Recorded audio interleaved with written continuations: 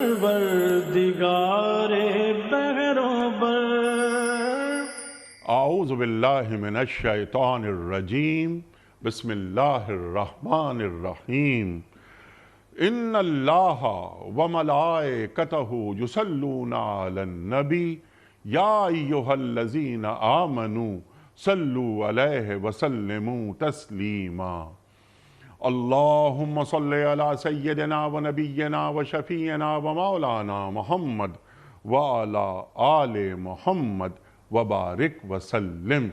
محترم خواتین و حضرات، السلام علیکم۔ پیام صبح کے ساتھ ایک بار پھر حاضر میں ہوں آپ کا میزبان انیق احمد۔ قرآن کریم کی مختلف آیات پر روزانہ گفتگو فرماتے ہیں ہمارے ملک کے ممتاز علماء، تشریف لاتے ہیں اور قرآنی علم ہم تک منتقل کرتے ہیں۔ کیا اللہ تعالیٰ فرما رہا ہے، ان آیات کے کیا معنی اور مفاہیم ہیں؟ خواتین و حضرات، ہم میں سے بیشتر عجمی ہیں، ہماری مادری زبان عربی نہیں ہے۔ اللہ تعالیٰ نے زمین والوں سے جو آخری کلام فرمایا اس کے کیا معنی ہیں وہ ہم سیکھتے ہیں، روزانہ سمجھتے ہیں اپنے ملک کے ممتاز علماء سے۔ خواتین و حضرات، آج ہم جن آیات پر بات کروائیں گے وہ آیات ہیں سورہ فرقان کی 72 اور 73۔ اللہ تعالیٰ رحمان کے بندے، یعنی رحمان کے بندے جو شرف والے بندے ہیں، جو ہدایت یافتہ بندے ہیں، ان کی خصوصیات بیان فرما رہا ہے کہ یہ بندے کیسے ہوتے ہیں، ان میں کون کون سے اوصاف ہوتے ہیں۔ ہم نے بہت ساری گفتگو اس ذیل میں کروائی ہے اور وہی گفتگو آگے بڑھ رہی ہے۔ ہم جو پہلے بات کر چکے ہیں کہ وہ رحمان کے بندے وہ ہوتے ہیں جو زمین پر نرم چال سے چلتے ہیں، ان میں تکبر نہیں ہوتا، ان میں کوئی تنتنا نہیں ہوتا، انکسار ہوتا ہے، متانت ہوتی ہے۔ اور وہ کیا کرتے ہیں کہ جب کوئی جاہل ان کے منہ کو آتا ہے تو اس سے الجھتے نہیں ہیں، ان کی شان کے خلاف ہوتا ہے اسے سلام کر لیتے ہیں، یعنی ان سے سلامتی چاہتے ہیں۔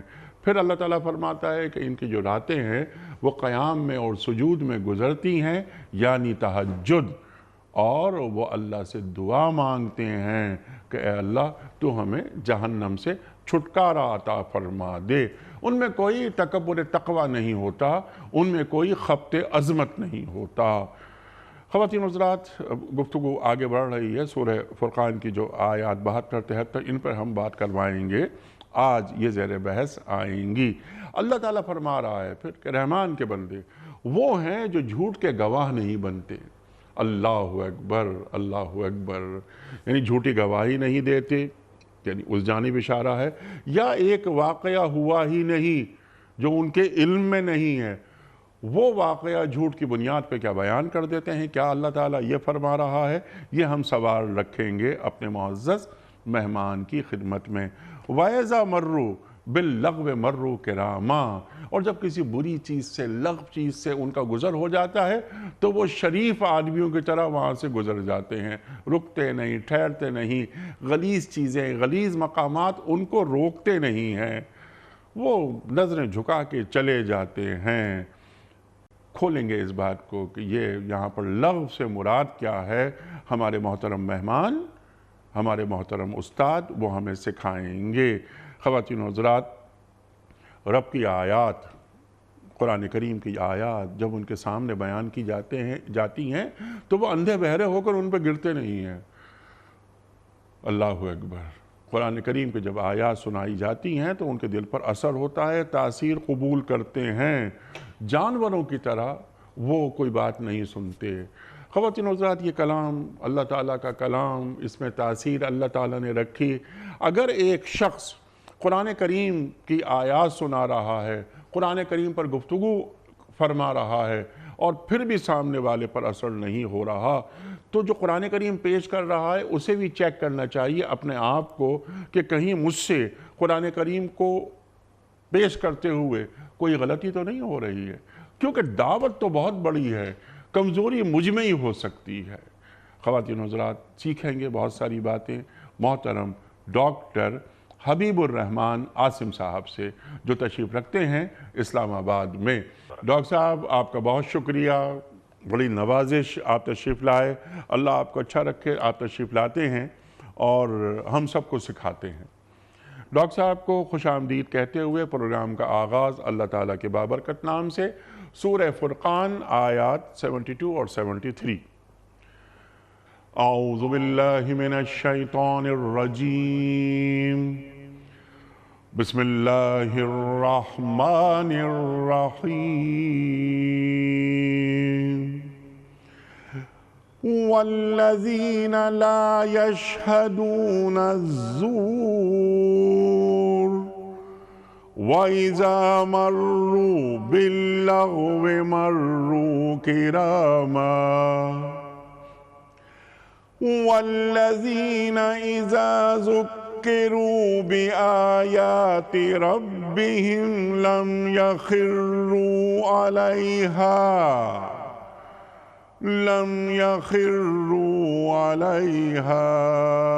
صُمًّا وَعُمْيَانًا۔ صدق اللہ العظیم۔ رحمان کے بندے وہ ہیں جو جھوٹ کے گواہ نہیں بنتے اور کسی لغو چیز پر ان کا گزر ہو جائے تو شریف آدمیوں کی طرح گزر جاتے ہیں، جنہیں اگر ان کے رب کی آیات سنا کر نصیحت کی جاتی ہے تو وہ اس پر اندھے اور بہرے بن کر نہیں رہ جاتے۔ صدق اللہ العظیم۔ خواتین و حضرات، محترم ڈاکٹر حبیب الرحمان عاصم صاحب کی خدمت میں اس سے پہلے کہ ہم رکھیں آج کے پروگرام کے حوالے سے پہلا سوال، کوئز، کل کے پوچھے گئے سوال کا درست جواب، اور آج کا سوال آپ کی خدمت میں۔ کل کا سوال یہ تھا کہ غزوہ خندق میں کتنے دن تک مدینے کا محاصرہ کیا گیا تھا؟ درست جواب 30 دن تک۔ آج کا سوال نوٹ فرما لیجئے، مسجد قبلتین کہاں واقع ہے؟ مسجد قبلتین کہاں واقع ہے؟ مدینہ منورہ میں، فلسطین میں یا مکہ مکرمہ میں؟ جو درست جواب آپ سمجھتے ہوں روانہ فرمائیے۔ ہمارے فون نمبرز ہیں 0092213452709۔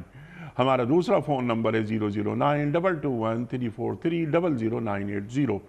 ہمارا ای میل ایڈریس ps@dunyatv.tv، ہمارا SMS کا نمبر 3031، اور ہمارا واٹس ایپ کا نمبر ہے 009232182509194۔ ڈاکٹر صاحب ارشاد فرمائیے، رحمان کے جو بندے ہیں ان کی خوبیاں، ان کی خصوصیات، ان کے اوصاف اللہ بیان فرما رہا ہے۔ اب یہ بات یہاں پر آ گئی کہ یہ رحمان کے بندے جھوٹ کے گواہ نہیں بنتے، ذرا اس کو کھول لیے گا۔ ارشاد۔ بسم اللہ الرحمن الرحیم۔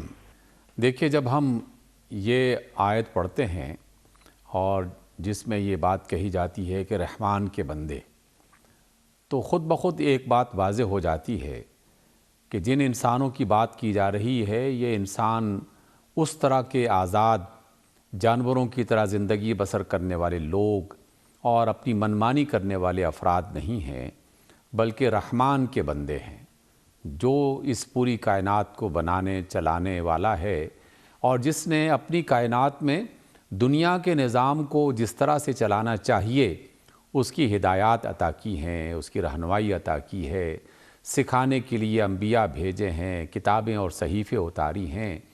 تو گویا ہم عام افراد نہیں ہیں کہ جو اپنی منمانی اور جو دل میں آیا وہ کر لیں، بلکہ رحمان کے بندے ہونے کے ناطے سے ہمیں کچھ آداب کا خیال رکھنا ہے، کچھ معاملات کو درست کرنا ہے، اور کچھ اپنی شخصیت کو نکھارنے کے لیے ان تعلیمات پہ توجہ دینی ہے کہ جو واقعی ضروری ہیں۔ انیک بھائی، جب بھی میں اس آیت کو اور اس جیسی دیگر آیات کو پڑھتا ہوں اور غور کرتا ہوں تو اپنے ملک میں بھی اور دنیا میں کئی مختلف اداروں کے تصور سامنے آتے ہیں۔ جب بھی کوئی شخص کسی بڑے محترم اور اچھے ادارے کا فرد بنتا ہے اور اس میں اس کی ملازمت ہو جاتی ہے اور وہ اختیار کرتا ہے، تو وہ ادارے اپنے اس ادارے میں کام کرنے والے افراد کو کچھ بنیادی پروٹوکول سکھاتا ہے، انہیں کچھ آداب سکھاتا ہے، لباس پہننے کے حوالے سے، چلنے پھرنے کے حوالے سے، فلاں مجلس میں جا سکتے ہو، فلاں پہ نہیں جا سکتے، فلاں بندوں سے مل سکتے ہو، فلاں سے نہیں مل سکتے، بازار میں چلتے ہوئے تم کھا نہیں سکتے، فلاں جگہ بیٹھ نہیں سکتے، مختلف قسم کی تعلیمات انہیں دی جاتی ہیں، جی اور پھر انہیں یہ کہا جاتا ہے یہ اس لیے کہ تم اب ہمارے ادارے کے فرد ہو، ہمارے ادارے کی پہچان ہو، ہمارے ادارے کی شناخت ہو۔ اس اعتبار سے ہم بے شمار لوگوں کو یہ کام کرتے ہوئے بھی دیکھتے ہیں اور انہیں یہ کہتے ہوئے بھی دیکھتے ہیں کہ جناب ہمارا تعلق جوڈیشری سے ہے، ہمارا تعلق آرمی سے ہے، ہمارا تعلق فلاں تعلیم کے شعبے سے ہے، فلاں شعبے سے ہے۔ ہم یہ والے کام سر عام اس طرح سے نہیں کر سکتے، ہمیں کچھ آداب سکھائے گئے ہیں، ہم ان آداب کے پابند ہیں۔ سبحان اللہ۔ سامعین گرامی، اور انیق بھائی آپ کے توسط سے یہ بات اور بھی زیادہ مجھے حیرت اس وقت ہوئی کہ جب باقاعدہ کچھ گاڑیوں کے بارے میں یہ انفارمیشنز ملی کہ یہ گاڑی جو ہے یہ فلاں کیٹیگری کی ہے اور یہ فلاں علاقے میں نہیں جا سکتی، فلاں محلے میں نہیں جا سکتی، فلاں بستی میں نہیں جا سکتی، اس کے بھی اپنے کچھ آداب ہیں، اس کا ایک سٹیٹس ہے، اس کا خیال رکھنا چاہیے۔ عجیب انسان ہیں ہم لوگ، اپنی گاڑیوں کے لیے ان قوانین کا احترام کرتے ہیں، اپنے اداروں کے قوانین کا احترام کرتے ہیں، لیکن جب رحمان کی باری آئے تو رحمان کے بندوں کا تذکرہ کرتے ہوئے کچھ لوگ شرمندہ ہوتے ہیں، کچھ جھیپ سے جاتے ہیں، کچھ پریشانی کا اظہار کرتے ہیں کہ پتہ نہیں لوگ ہمارے بارے میں کیا کہیں گے۔ جی ہاں، ارے رحمان تو پوری کائنات کا مالک اور بادشاہ ہے، اس کا بندہ بننا کوئی معمولی بات ہے، اس کا بندہ بننا تو بہت بڑی بات ہے۔ سبحان اللہ۔ تو جتنا بڑا اعزاز ہو تو پھر اس اعزاز کی پاسداری بھی اتنی ہی توجہ سے کرنی چاہیے۔ سبحان اللہ۔ اسی اعتبار سے آپ نے سابقہ آیات کو بھی حوالے کے طور پر پیش کیا کہ وہ زمین پہ اکڑ کے نہیں چلتے، وہ بری باتوں میں الجھتے نہیں ہیں، وغیرہ وغیرہ۔ اور آج کی آیت جس اہم ترین نقطے سے جس کا آغاز ہو رہا ہے، یہ تمام رسولوں کی بعثت کے مقاصد میں سے ایک بڑا بنیادی مقصد ہے۔ جہاں نبیوں نے، رسولوں نے یہ بتایا کہ تم ایک اللہ کی بندگی کرو، وہاں انہی نبیوں نے، انہی رسولوں نے یہ بھی بتایا کہ مجھے اللہ نے زمین پر انصاف قائم کرنے کے لیے بھیجا ہے، عدل قائم کرنے کے لیے بھیجا ہے، اور عدل اور انصاف قائم کرنے کے لیے سچی گواہی پہلی بنیاد بنتی ہے۔ جی ہاں، جس عدالت میں جھوٹے گواہ ہر وقت رشوت لے کر اور پیسے لے کر کسی کے حق میں اور کسی کے خلاف گواہی دینے کے لیے ہر وقت تیار بندے موجود ہوں تو اس عدالت سے کبھی انصاف نہیں مل سکتا۔ اور جس ملک میں عدل اور انصاف لوگوں کو میسر نہ ہو تو وہاں آپ جو مرضی کر لیں، اس ملک کی قسمت نہیں بدل سکتی، اس کے حالات تبدیل نہیں ہو سکتے، اس میں امن و سلامتی نہیں آ سکتی، اس میں خوشحالی نہیں آ سکتی، اس میں ظلم کا خاتمہ نہیں ہو سکتا۔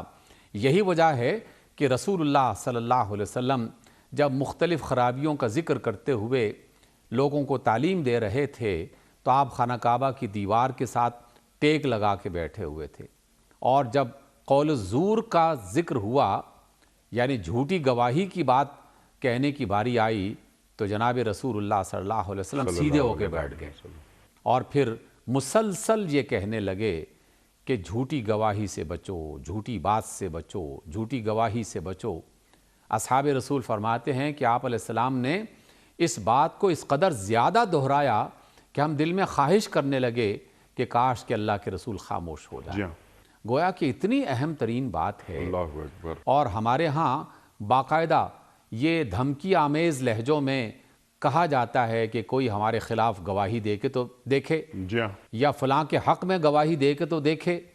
تو جن عدالتوں میں گواہ جو ہیں ان کی جان اور مال اور عزت سلامت نہ ہو، اور جہاں پر گواہ باقاعدہ دولت کی بنیاد پر اور دیگر چیزوں کے حوالے سے بکتے ہوں، تو پھر ان عدالتوں سے انصاف کی اور خیر کی اور عدل کی توقع رکھنا یہ عبث ہے۔ اسی وجہ سے اللہ رب العزت نے یہاں زور کا لفظ استعمال کیا ہے، اور آپ نے بھی ایک اشارہ فرمایا کہ دیکھیے زور کا ایک معنی تو جھوٹ ہے جو بالکل ایک عام سا مفہوم سمجھ میں آتا ہے، لیکن یہ کوئی عام سا جھوٹ نہیں ہے، یہ ایک ایسا جھوٹ ہے جو کسی بھی ظالم کو بہتر انسان کے طور پر پیش کر سکتا ہے اور کسی بھی شریف اور اچھے انسان کو ظالم کے طور پر پیش کر سکتا ہے، کسی بھی گناہگار کو بے گناہ ثابت کر سکتا ہے اور کسی بھی بے گناہ کو گناہگار بنا سکتا ہے۔ جس کی وجہ سے دنیا میں ظلم عام ہوگا، زیادتی عام ہوگی، تاریکی عام ہوگی، اور جب ایسا ہوگا تو پھر امن و سلامتی کی دعائیں کرنے سے تو دعائیں قبول نہیں ہوں گی، پھر تو اللہ تعالیٰ سلامتی نہ اس ملک کو دے گا نہ معاشرے کو۔ اس اعتبار سے پہلی بنیاد ہمیں عطا کی گئی ہے کہ تم جھوٹی گواہی سے اپنے آپ کو بچاؤ۔ اور انیق بھائی یہ بھی ہمیں سمجھ لینا چاہیے، اور تمام سننے دیکھنے والوں کو یہ بات بھی سمجھ لینی چاہیے کہ اس کا بڑا تعلق اگرچہ عدالت سے ہے، لیکن صرف عدالت سے نہیں ہے، گھر کے معاملات ہوں، دکان کے معاملات ہوں، ہر معاملے میں جو بھی انسان کے لین دین، چاہے وہ رشتے ناتے کے معاملات ہوں، دو بھائیوں دو بہنوں کے معاملات ہوں، میاں بیوی کے آپس کے معاملات ہوں، کلیگز کے معاملات ہوں، جہاں بھی جھوٹ بولا جائے گا، کسی پر الزام تراشی کر کے اسے گناہگار ثابت کیا جائے گا، اور کسی بے گناہ کی بیجا حمایت کر کے اسے جو ہے وہ بے گناہ ثابت کیا جائے گا، اس اعتبار سے وہ معاشرہ اور وہ علاقہ جو ہے وہ ظلم کا شکار ہوگا۔ تو اللہ رب العزت نے پہلی تعلیم ہمیں عطا فرمائی ہے اور فرمایا کہ تم جھوٹی گواہی سے اپنے آپ کو بچاؤ۔ انیق بھائی یہ بھی آپ جانتے ہیں کہ قرآن مجید کی دیگر آیات میں گواہی کے بارے میں یہاں تک ارشاد فرمایا کہ لوگوں تم سچی گواہی دو اور اس میں سچائی کو اختیار کرو، چاہے وہ گواہی تمہارے اپنے خلاف جاتی ہو، تمہارے ماں باپ کے خلاف جاتی ہو، تمہارے اپنے دوستوں کے خلاف جاتی ہو، ان بعض قربت کے رشتوں کا آپ اللہ تعالیٰ کی طرف سے باقاعدہ ذکر ہوتا ہے۔ اور ہم اپنے معاشرے میں دیکھتے ہیں، آپ نے بھی یقیناً بارہا دیکھا ہوگا کہ خاندان والے اپنے خاندان میں سے کچھ افراد کو اس بنیاد پر تیار کرتے ہیں کہ یار ہمارا فلاں بندہ پھنس رہا ہے، ہماری برادری سے تعلق رکھتا ہے، اس کو بچانا ہے، ہماری جماعت سے تعلق رکھتا ہے، اس کو بچانا ہے، فلاں علاقے سے تعلق رکھتا ہے، اس کو بچانا ہے، اور اس کے لیے باقاعدہ آمادہ کیا جاتا ہے، اسے تیار کیا جاتا ہے کہ تم نے اگر اس کے حق میں گواہی نہ دی تو وہ پھنس جائے گا، قبیلے کی عزت اور شان گھٹ جائے گی۔ تو یہ تو سراسر بے انصافی اور غیر عادلانہ رویہ ہے۔ رحمان کے بندے ایسا نہیں کرتے، ہاں شیطان کے ساتھی ایسا کرتے رہے ہیں اور آج بھی کر رہے ہیں اور آئندہ بھی کرتے رہیں گے۔ ٹھیک، سبحان اللہ سبحان اللہ۔ جھوٹی گواہی یہ نہیں دیتے، کسی بھی جھوٹ کے گواہ نہیں بنتے۔ یہ بنیادی بات ڈاکٹر صاحب آپ نے بالکل فرما دی۔ اس میں صرف ایک میں چاہ رہا تھا کہ ذرا اور کہ گواہی کے آداب کیا ہیں۔ ایک واقعہ کا اگر مجھے مکمل علم نہیں تو کیا میں اس کی بھی گواہی دے سکتا ہوں؟ میں جھوٹی گواہی نہیں دے رہا، لیکن اس واقعے کا مجھے مکمل علم ہی نہیں ہے، تو میں کیسے گواہی دے سکتا ہوں؟ یا وہ واقعہ عمل میں آیا ہی نہیں ہے اور مجھے کسی نے یہ کہہ دیا کہ آپ اس کے بارے میں بیان فرما دیجئے، تو کیا میں اس تعلق سے اپنی گواہی پیش کر سکتا ہوں؟ ایک تو جھوٹی گواہی ہے کہ یہ بات کچھ اور ہے، خلاف واقعہ میں نے بیان کر دیا۔ یہاں تو معاملہ یہ ہے کہ ایک واقعہ، بعض دفعہ یہ ہوتا ہے کہ ایک واقعہ عمل میں آتا ہی نہیں ہے اور لوگ اس کے بارے میں یقین سے ایک بات کہہ دیتے ہیں، تو اس کو کیا کہیں گے ڈاکٹر صاحب؟ دیکھیے انیق بھائی، گواہی کے اعتبار سے جیسے ہم نے کہا کہ ہر معاملے میں گواہی کا خیال رکھنا ہے، تو جس بات کا مجھے پتہ نہیں ہے تو مجھے یہ حق بھی نہیں ہے کہ میں اس بات کے بارے میں لوگوں کو تفصیل بتانا شروع کر دوں۔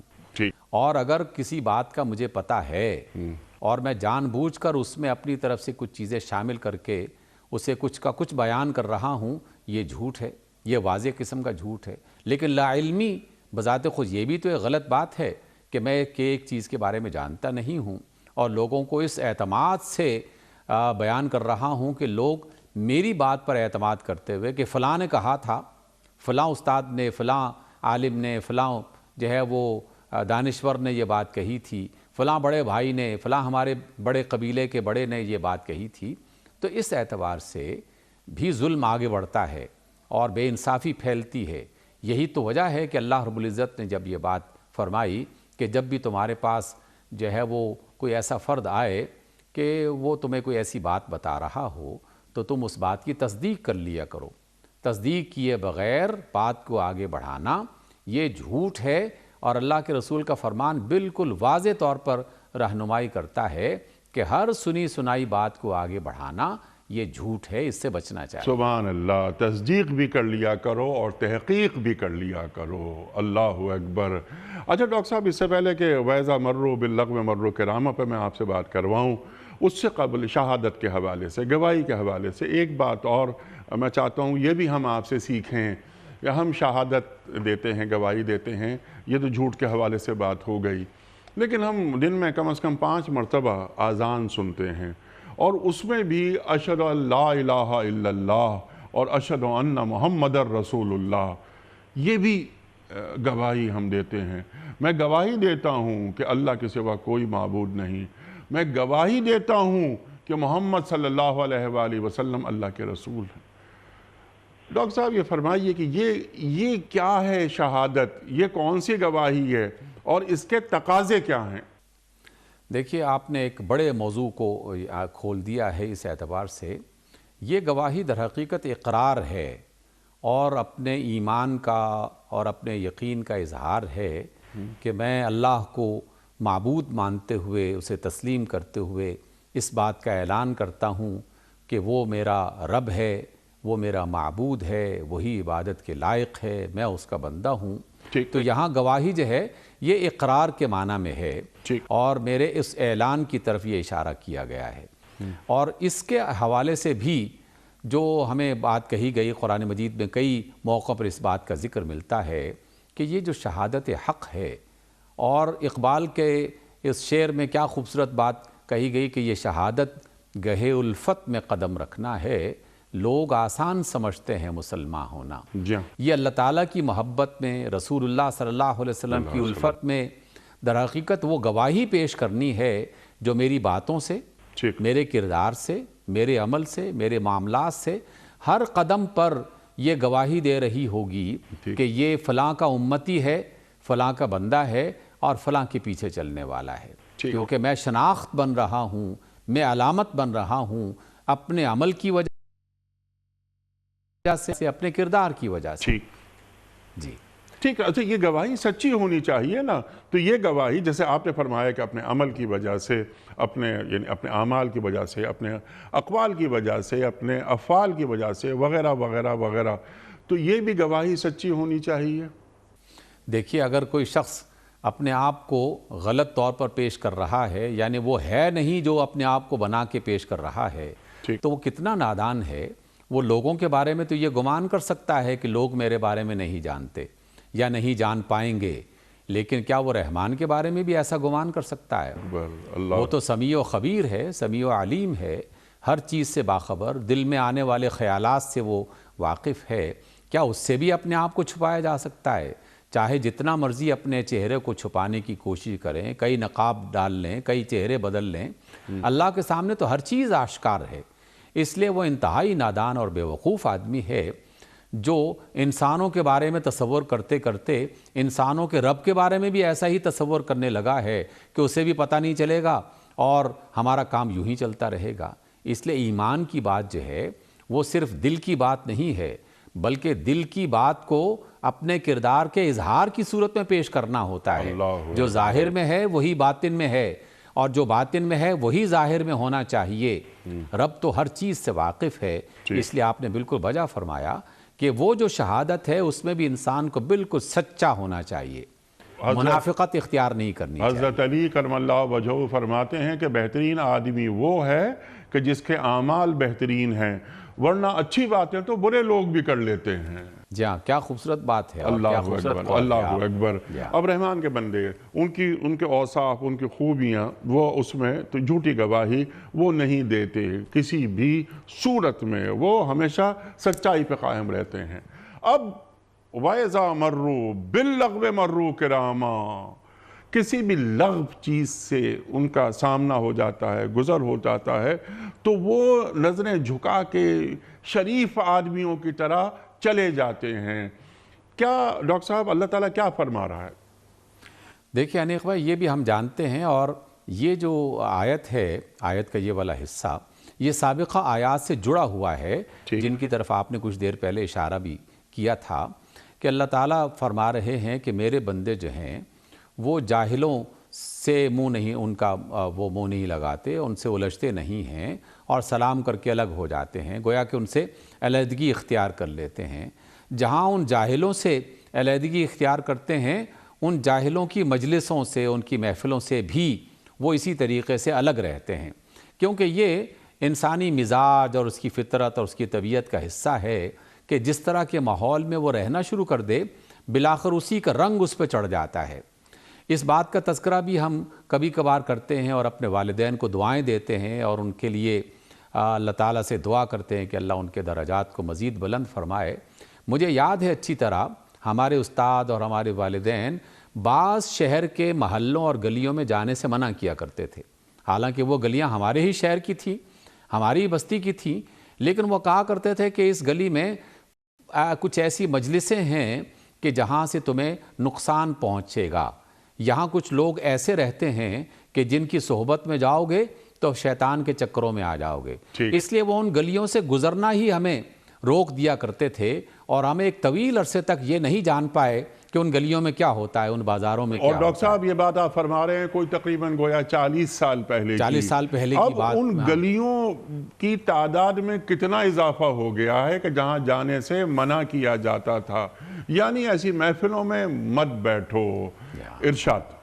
دیکھیے اب ان گلیوں میں کیا اضافہ ہونا، وہ تو اب بات نوبت بعیجا رسید کے بعد یہاں تک پہنچ چکی ہے کہ وہ گلیاں اپنے تمام تر گند سمیت ہمارے اپنے گھروں میں اور ہمارے اپنے کمروں میں پہنچ چکی ہیں کہ جن سے بچنے کے لیے اللہ تعالیٰ سے دعا اور اللہ تعالیٰ سے باقاعدہ یہ توفیق ہی مانگنی چاہیے اور ایسی مجالس اور ایسے لوگوں کی صحبت اختیار کرنی چاہیے کہ جس سے ہم اپنے آپ کو ایسی خراب مجالس سے بچا سکتے ہیں۔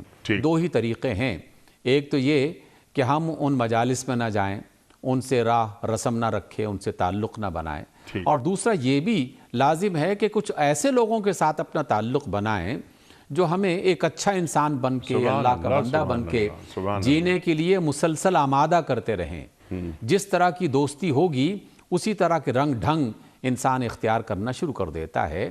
اس لیے آج کی اس آیت میں ہمیں یہ تعلیم دی جا رہی ہے کہ وہ جب بھی کسی ایسی مجلس سے گزرتے ہیں تو وہاں سے کرام کہتے ہیں معزز انسان کو، عزت والے قابل احترام انسان کی طرح وہاں سے گزر جاتے ہیں۔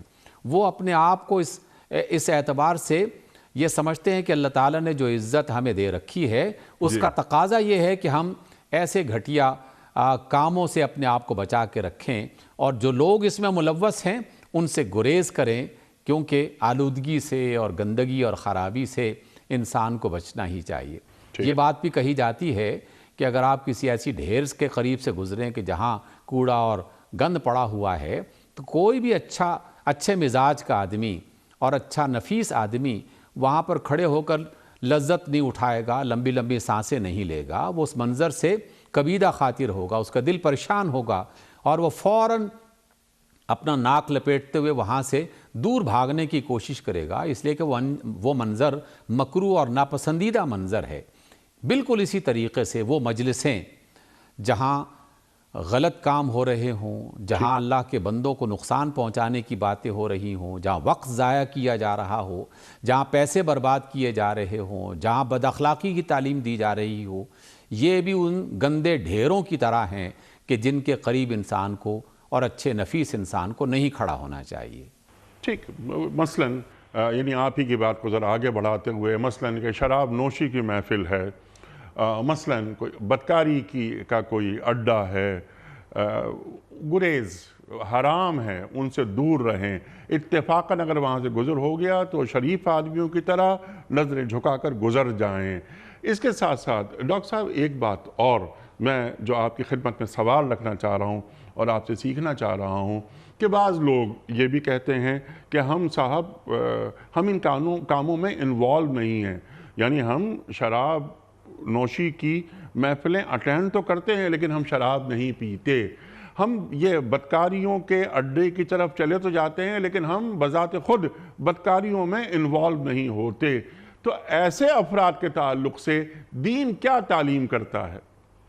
دیکھیے جناب رسول اللہ صلی اللہ علیہ وسلم نے ایک بڑی خوبصورت مثال عطا فرمائی ہے۔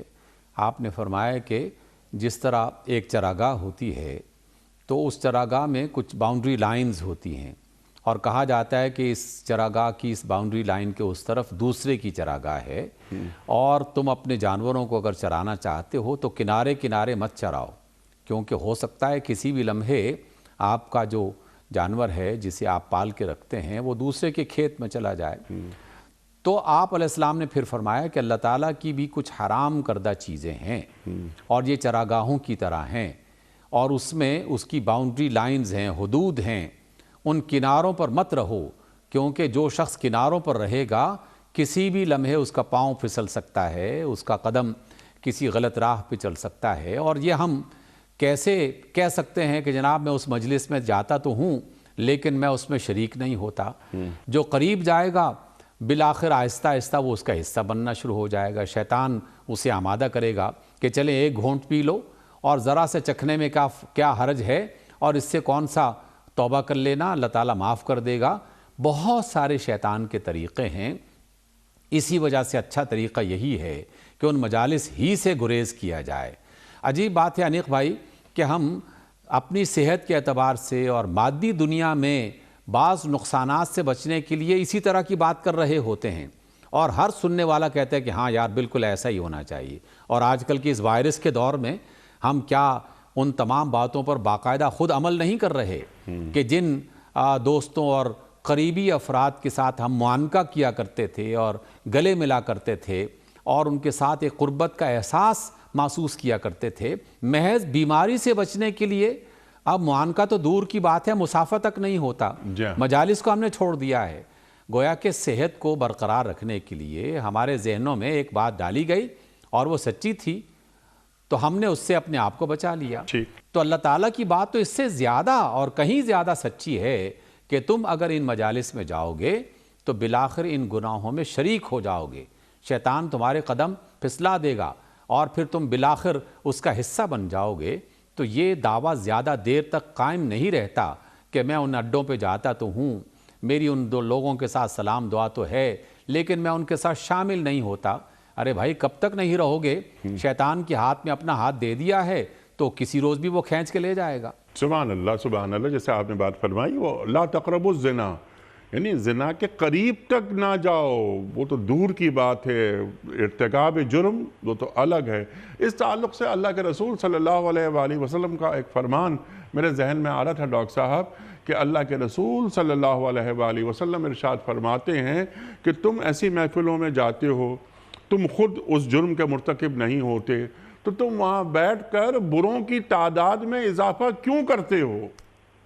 بالکل، اللہ اکبر اللہ اکبر اللہ اکبر۔ تو ایسی محفلیں اور جن میں غیبتوں کی محفلیں وہ بھی شامل ہیں نا ڈاکٹر صاحب؟ جی بالکل بالکل، آپ نے بالکل بجا فرمایا کہ یہ جو محض جو ہے نا وہ بدکاری اور شراب پینے والی مجالس کا ذکر نہیں ہے، یہ تو ان مجالس کا بھی ہے جو ہمارے بیڈ رومز میں جو ہے وہ سجائی جاتی ہیں، جس میں ایک دوسرے پر جو ہے وہ تہمتیں اور غیبت اور یہاں سے بات چلتی ہے، اور پھر بڑے بڑے گناہوں کا ارتکاب باقاعدہ، اس تہمت کتنا بڑا گناہ ہے، اس کا بھی اظہار جو ہے نا وہ اسی غیبت کے راستے سے آگے بڑھتا ہے۔ تو اس اعتبار سے جہاں کہیں کوئی ایسی بات چل رہی ہو تو اچھے مزاج کے انسانوں کو، خاص طور پر جو بڑے ہیں گھر کے، انہیں فوری طور پر آگاہ کرنا چاہیے کہ بھائی اب بات جو ہے نا وہ غلط رخ پہ جا رہی ہے، ہمیں اپنے آپ کو اس سے بچانا چاہیے، فلاں بندے کے بارے میں تبصرہ اب نہیں ہوگا اس لیے کہ وہ ہماری مجلس میں موجود نہیں ہے، اور فلاں بندے کے بارے میں کوئی تبصرہ نہیں ہوگا کیونکہ اس کے بارے میں ہمیں صحیح معلومات نہیں ہیں۔ تو بڑے لوگوں کو باقاعدہ تنبیہ کرنی چاہیے، انہیں خبردار کرنا چاہیے کہ ہم بڑے گناہ کی طرف جا رہے ہیں۔ سبحان اللہ سبحان اللہ۔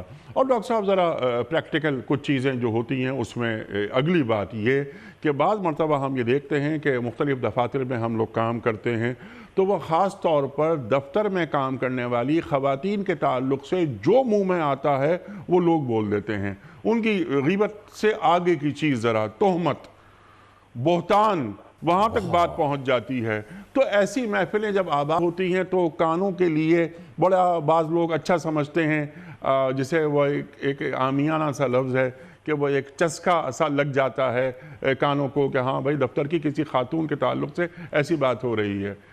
تو کیا ایسی محفلوں میں جب کوئی شخص ایسی بات کرے تو کیا اسے شٹ اپ کال نہیں دے دینی چاہیے؟ انیق بھائی، یہ تو کبیرہ گناہوں میں سے ایک گناہ ہے۔ قرآن مجید نے تو بالکل دو ٹوک انداز میں یہ بات کہی ہے کہ ان معصوم اور پاکیزہ خواتین کے بارے میں کوئی بھی ایسی بات کہنا کہ جو حقیقت نہیں ہے، یہ بہتان ہے، اور بہتان لگانے والا جو شخص ہے، تہمت لگانے والا جو شخص ہے، اسے 80 کوڑے مارے جائیں، زندگی بھر کے لیے اسے قابل اعتماد نہ سمجھا جائے، اس کی گواہی سے محروم کر دیا جائے، اسے شٹ اپ کال فوراً دینی چاہیے، اور اس مجلس کو، اپنے ادارے کو، اپنے دفتر کو پاکیزہ بنانے کے لیے، کیونکہ کسی بھی خاتون کی عزت وہ ہمارے اپنے گھروں میں بسنے اور رہنے والی خواتین کی عزت کی طرح ہیں۔ کسی وجہ سے اگر وہ خاتون کہیں کام کر رہی ہے، اسے رزق حلال تلاش کرنے کے لیے مجبوری کے عالم میں کسی ضرورت کے تحت جانا پڑ رہا ہے، اور یہ واقعی آپ نے بالکل وجہ جو ہے توجہ دلائی ہے۔ ہمارے ہاں یہ بیماری، بہت سے لوگ اس کو بالکل معمولی سی بات سمجھتے ہیں کہ کسی بھی خاتون کے بارے میں کوئی ایسا تبصرہ کر دینا جو قطعی طور پر بڑے گناہوں میں سے ایک گناہ ہے، اس سے گریز کرنا چاہیے، ایسے بندے سے تعلق چھوڑ دینا چاہیے، اور اسے خبردار کرنا چاہیے کہ اگر آئندہ تم نے ایسی بات کہی تو اس کی سزا بھی ہو سکتی ہے۔ اللہ اکبر۔ اور اس کے باوجود اگر وہ یہ غیبتوں کو اور تہمتوں کو آباد رکھتے ہیں تو اس جگہ کو شریفوں کی طرح چھوڑ دینا چاہیے کہ اچھا تم لوگ یہ باتیں کرو، میں تو یہاں نہیں بیٹھ سکتا۔ بالکل بالکل ٹھیک ہے نا ڈاکٹر صاحب؟ اچھا، اب یہ 73ویں آیت اختتام اس کا ہو رہا ہے۔ اللہ اکبر، اللہ اکبر۔ یہ رحمان کے بندے، یہ ہدایت یافتہ شرف والے بندے اللہ کے، ان کے سامنے ان کے رب کی آیات انہیں سنا کر نصیحت کی جاتی ہے تو یہ اندھے بہرے بن کر نہیں رہ جاتے۔ جب ان کے سامنے یہ آیات پڑھی جاتی ہیں، ان کے کانوں تک، ان کی سماعت تک یہ بات آتی ہے تو وہ غور کرتے ہیں اور بات کو سن کر اڑا نہیں دیتے، تاثیر قبول کرتے ہیں۔ حق اور باطل کے درمیان فرق، حلال اور حرام میں فرق، خیر اور شر میں فرق جو قرآن کریم کی آیات بیان کرتی ہیں تو اس پر غور کرتے ہیں، اندھے بہرے نہیں بن جاتے۔ ڈاکٹر صاحب، اللہ کیا فرما رہا ہے؟ انیق بھائی، یہ آیت بہت ہی اہم ہے اس اعتبار سے کہ ابھی تک جو بھی ہماری گفتگو تھی اس میں ہم نے اللہ کی آیات اور رسول اللہ صلی اللہ علیہ وسلم کی تعلیمات کو لوگوں کے سامنے پیش کیا ہے۔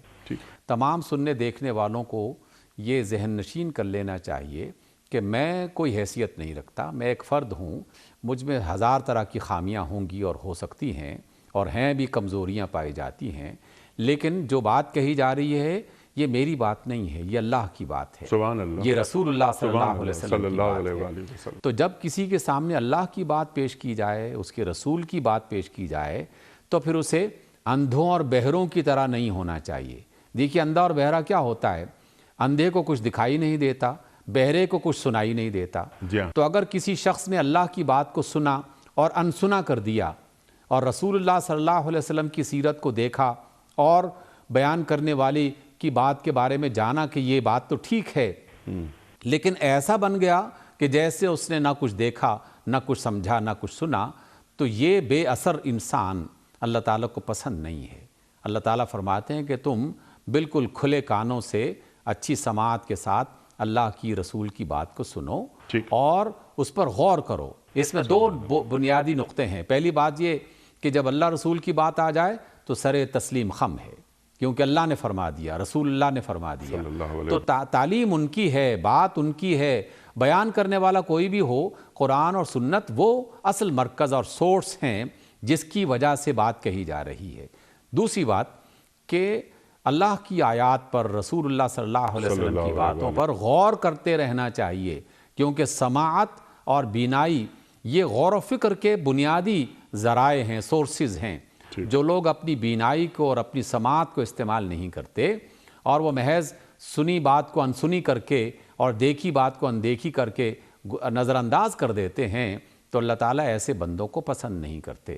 تو دونوں اعتبارات سے کہ اگر کوئی بات واقعی اللہ کی طرف سے ہو اور بیان کرنے والا کوئی بھی ہو تو ہمیں اس کی طرف پورے طریقے سے متوجہ ہو جانا چاہیے، اور جب کوئی بات رسول اللہ صلی اللہ علیہ وسلم کی طرف سے آئے تو ہمیں پورے طریقے سے متوجہ ہو جانا چاہیے اور اپنی زندگی پر غور کرتے ہوئے فوراً دیکھنا چاہیے کہ کہیں یہ والی خرابی جس کا ذکر کیا جا رہا ہے، یہ میرے اندر تو موجود نہیں ہے، اور یہ جو خوبی جس کی تلقین کی جا رہی ہے اور جس کو اختیار کرنے کے لیے آمادہ کیا جا رہا ہے، کیا یہ والی خوبی میرے اندر پائی جاتی ہے؟ فوری طور پر ایک اچھے عقل مند باشعور انسان کی طرح، مومن کی طرح اسے اپنے رویے پر نظر ثانی کرنی چاہیے اور اسے غور کرنا چاہیے۔ اچھی بات ہے اسے اختیار کرو، اور بری بات کی طرف توجہ دلائی گئی ہے تو اس سے اپنے آپ کو بچانے کی کوشش کرو۔ سبحان اللہ، سبحان اللہ۔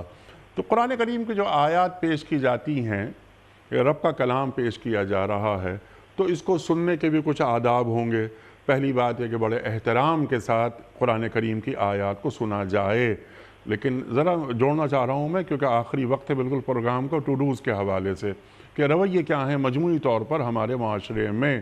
جب قرآن کریم کی آیات سنائی جاتی ہیں کہیں، تو کیا لوگ توجہ کے ساتھ سنتے ہیں، احترام کے ساتھ سنتے ہیں، جیسا آپ نے فرمایا کہ غور و فکر بھی کرتے ہیں، اور پھر ان آیات کے آئینے میں اپنا چہرہ دیکھتے ہیں، ان پر عمل کرنے کی کوشش کرتے ہیں؟ کیا مجموعی طور پر یہ رویہ ہماری معاشرت کا ہے؟ انیق بھائی، دو تین باتوں کا لحاظ انتہائی اختصار کے ساتھ ایک جملے میں۔ پہلی بات اس آیت کو اور اللہ کے رسول کی بات کو بتانے والے کے حوالے سے ہے کہ وہ پوری تصدیق، پورے اعتماد، پوری سچائی اور دیانت کے ساتھ اللہ کی بات بتائے، رسول اللہ صلی اللہ علیہ وسلم کا فرمان سنائے، اپنی طرف سے کوئی بات اس میں شامل نہ کرے، پہلی بات۔ ٹھیک۔ دوسری بات کہ جو سننے والا ہے وہ بات جب وہ واقعی اس نے، مثلاً آپ نے ٹی وی لگا لیا، آپ نے ریڈیو آن کیا، آپ کسی مجلس میں خود گئے، تب اس کی نیت اس کے اندر شامل ہے، تو جس نیت سے اس نے یہ پروگرام سننے کا ارادہ کیا ہے، نیت کی ہے، تو پھر پوری توجہ سے اسے سننا چاہیے۔ اور تیسری بات یہ کہ جو بات اس کے کان میں پڑ چکی، جو بات اس نے سن لی، جو سمجھ لی، تو اب اس کے بعد اگلا عمل لازماً شروع ہونا چاہیے کہ اپنی زندگی کا، اپنی شخصیت کا جائزہ لے اور اپنے آپ سے پوچھے کہ میں کس حد تک اس بات پر عمل کر رہا ہوں، اور یہ بات مجھے کس حد تک رہنمائی عطا کر رہی ہے۔ یہ تینوں عمل لازمی ہیں۔ بتانے والے کو پوری دیانت کے ساتھ بتانی چاہیے، سننے والے کو پورے توجہ کے ساتھ اس بات کو سننا چاہیے، اور سننے والے کو پھر اس پر عمل بھی کرنا چاہیے۔ آپ نے اپنے ابتدائی گفتگو میں ایک اشارہ کیا تھا کہ بعض اوقات سنانے والے کی بات کا اثر نہیں ہوتا، اس لیے سنانے والے پر بھی ایک دوہری ذمہ داری یہ ہے کہ جو بات وہ اپنی زبان سے کہہ رہا ہے اسے بھی اس پر عمل کرنا چاہیے، کیونکہ عمل کرنے والا شخص اللہ تعالیٰ اس کی زبان میں تاثیر پیدا کرتا ہے، پھر اس کی بات دور تک جاتی ہے اور دیر تک اپنا اثر رکھتی ہے۔ لیکن اگر اس کے پیچھے اس کا اپنا عمل موجود نہ ہو تو ٹھیک ہے، اچھی بات کی اپنی ایک تاثیر رہتی ہے، وہ اللہ تعالیٰ پھر جس کے نصیب میں لکھے گا وہ اس تک پہنچ جائے گی، لیکن وہ سنانے والا آدمی کسی بڑی مصیبت کا شکار ہو سکتا ہے، کیونکہ قیامت کے روز اس سے پوچھا جا سکتا ہے کہ بھائی تم تو بڑی نیکی کی باتیں بتایا کرتے تھے اور خود کیا کرتے رہے ہو۔ اس لیے دونوں کی طرف یہ ذمہ داری اسی طریقے سے آگے بڑھتی ہے۔ بنی اسرائیل کے علماء کے تعلق سے جو قرآن کریم فرماتا ہے نا کہ اَتَأْمُرُونَ النَّاسَ بِالْبِرِّ وَتَنْسَوْنَ أَنفُسَكُمْ، جی بالکل، کہ تم اب دو لوگوں کو تو نیکی کی بات بتاتے ہو اور اپنے آپ کو بھول جاتے ہو، اس لیے بتانے والے کو بھی بھولنا نہیں چاہیے کہ جو بتا رہا ہے بتانے والے یہ بتا ہی نہیں رہا، ایک عالم دین، ایک داعی دین، وہ اللہ کی یاد دلا رہا ہے، اللہ کے کلام سے نصیحت کروا رہا ہے، تو اسے خود معلوم ہونا چاہیے کہ میرا کردار کیسا ہے اور میرے قول اور میرے فعل میں ہم آہنگی ہے یا نہیں، تو جان پڑ جاتی ہے ویسے ہی۔ اور اب بھی یعنی اس نے برے زوال یافتہ، زوال آمادہ زمانے میں بھی جب قرآن کی بات کی جاتی ہے تو لوگ توجہ سے اسے سنتے ہیں۔ الحمدللہ الحمدللہ الحمدللہ، کیونکہ کلام میں اتنا اثر ہے۔ ڈاکٹر صاحب کنکلوڈ فرما دیجئے، آج ہم نے کیا سیکھا؟ جھوٹ کے گواہ نہیں بنتے، رحمان کے بندے، اور جب غلط جگہ سے ان کا گزر ہو جاتا ہے اتفاق سے تو یہ سر جھکا کے شریفوں کی طرح گزر جاتے ہیں، اور قرآن کریم جو نصیحت کرتا ہے تو اس پر اندھے بہرے بن کر نہیں گرتے۔ تو کرنے کے کام کیا ہیں؟ ارشاد۔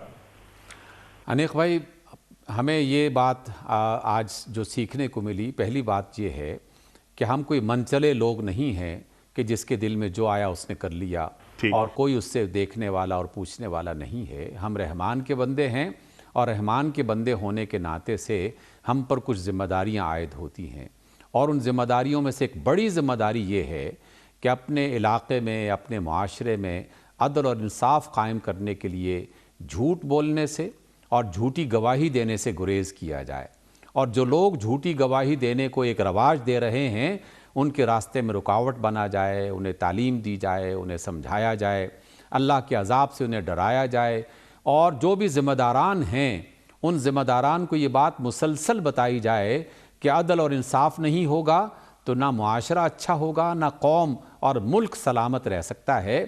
پہلی بات یہ رسولوں کا مشن ہے، ہمیں اس مشن کو آگے بڑھانا ہے۔